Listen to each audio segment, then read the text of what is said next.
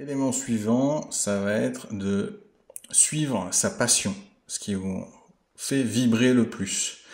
Lorsqu'on suit sa passion, naturellement, on va être dans cette direction, on va alimenter un momentum, un élan général dans cette direction, et on peut même dire suivre ce qui nous fait vibrer le plus d'instant en instant. Alors, encore une fois, on sera haut dans l'échelle des émotions, et c'est là que tout fonctionne le mieux. Point suivant, commencer à orienter son attention au réveil.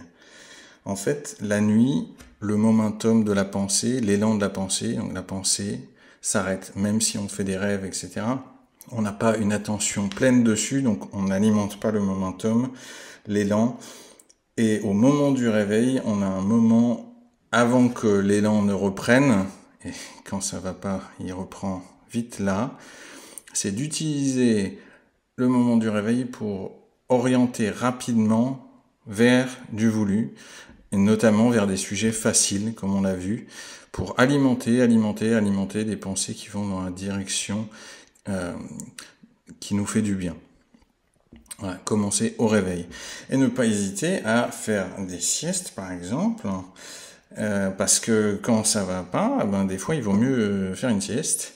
Ça va stopper le momentum et au réveil, on aura plus de chances de réorienter, de choisir l'orientation de notre attention et de nos pensées que lorsque le momentum nous emmène, lorsque l'élan nous emmène dans une direction non souhaitée. Alors, il y a évidemment la pratique de la méditation qui vient être d'une grande aide.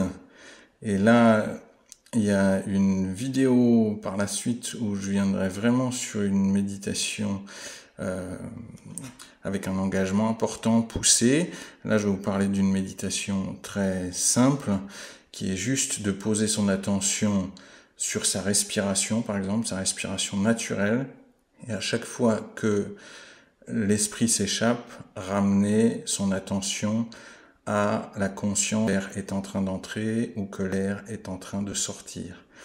Ce simple exercice va permettre de relâcher notre attention sur les pensées, notamment les pensées non voulues, mais les autres. Et naturellement, encore une fois, on va remonter l'échelle des émotions. Et là, on va pouvoir recevoir des pensées qui vont dans cette direction. Même si on est tout en bas, on va pouvoir recevoir des pensées qui vont plus dans la direction du bien-être et du voulu, en remontant éventuellement peu à peu, ou en remontant rapidement, on le verra. Donc ça, c'est pour une méditation toute simple, dont je viens de donner les instructions, et qui est à mettre en œuvre au quotidien et qui a déjà de grands effets. Ensuite, j'ai parlé du réveil. Je peux aussi parler du coucher, c'est-à-dire au coucher ou avant de se coucher dans la soirée, méditer. Ça va permettre, notamment à ce qui s'est passé dans la journée, de réémerger, mais que notre attention n'alimente pas l'élan, le momentum, puisque notre attention n'est pas sur la pensée. À chaque fois que notre esprit s'échappe, je l'ai dit, on revient à l'attention, à la respiration.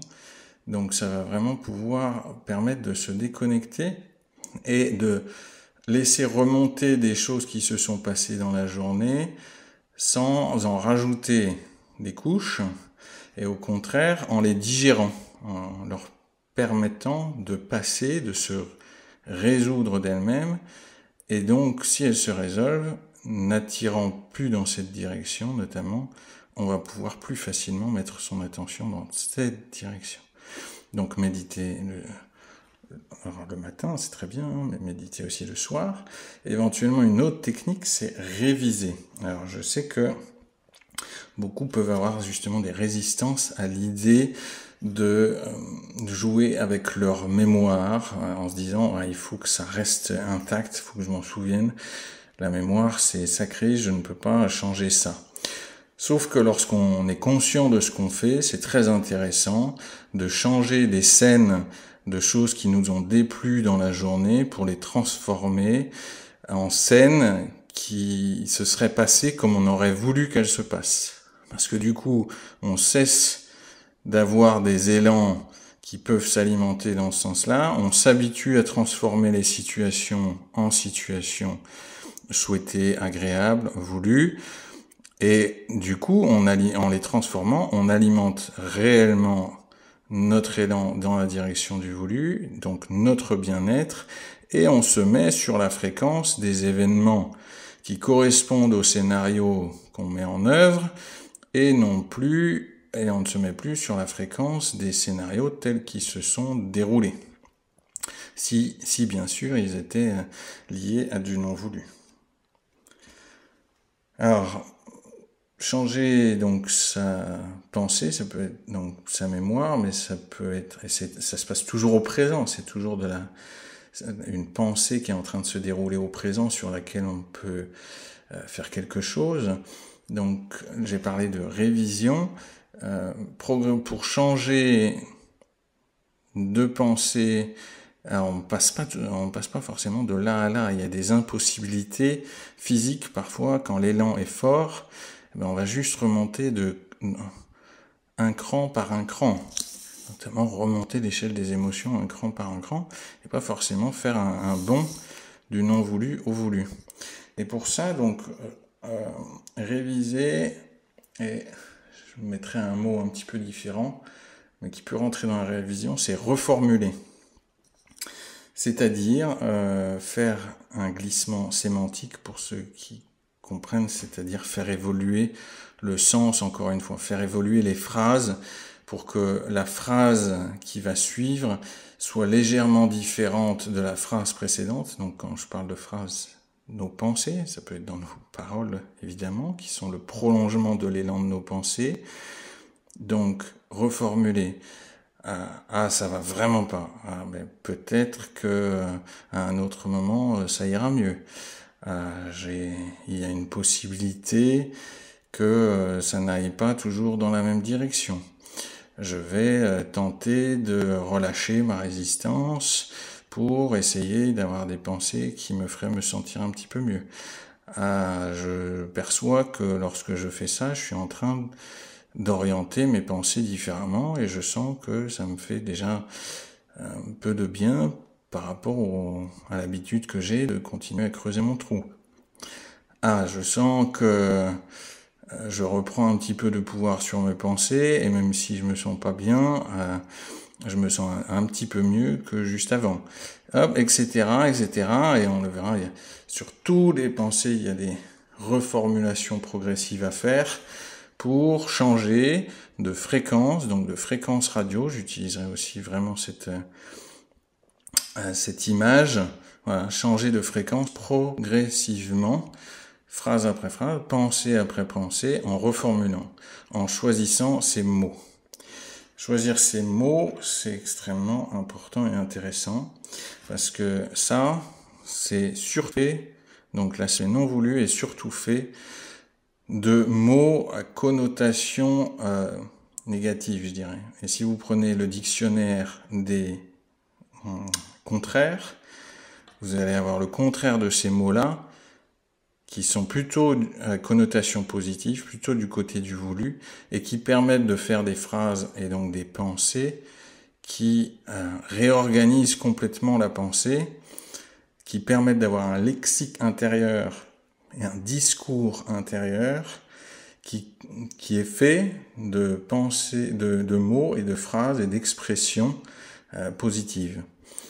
Et puisque notre vie, et on le verra de plus en plus, est le reflet de notre discours intérieur, de nos conversations intérieures, il est très intéressant de faire de ces conversations des scènes où les choses se passent comme on le souhaite.